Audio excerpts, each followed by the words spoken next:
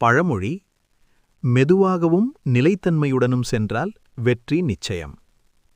ஒரு சிறிய கிராமத்தில் விஜய் என்ற சிறுவன் வாழ்ந்து வந்தான். அவன் பெரிய கனவுகள் கொண்டவன்.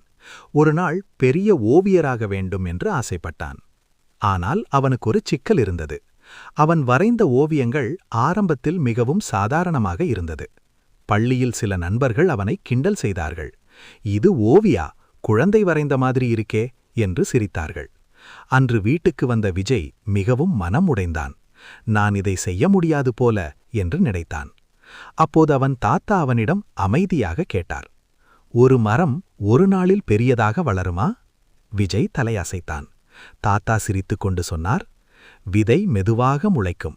தினமும் கொஞ்சம் கொஞ்சமாக வளர்ந்து ஒரு நாள் நிழல் தரும் மரமாக மாறும்.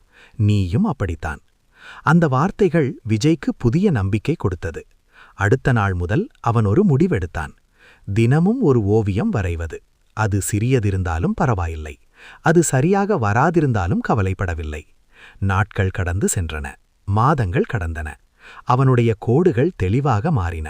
அவனுடைய நிறங்கள் உயிர் பெற்றன. அவனுடைய ஓவியங்களின் உணர்ச்சி தெரிந்தது. ஒரு வருடம் கழித்து பள்ளியில் ஓவியப் போட்டி நடந்தது. அதே நண்பர்கள், அதே மேடை.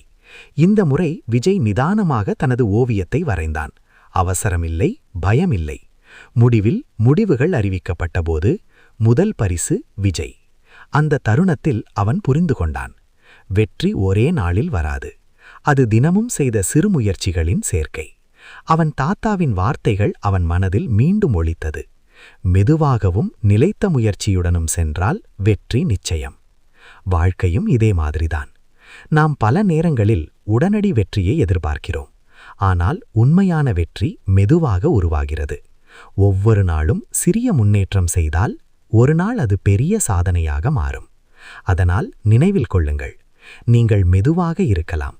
ஆனால் நீங்கள் நின்று விடாத வரை உங்கள் வெற்றி நிச்சயம்.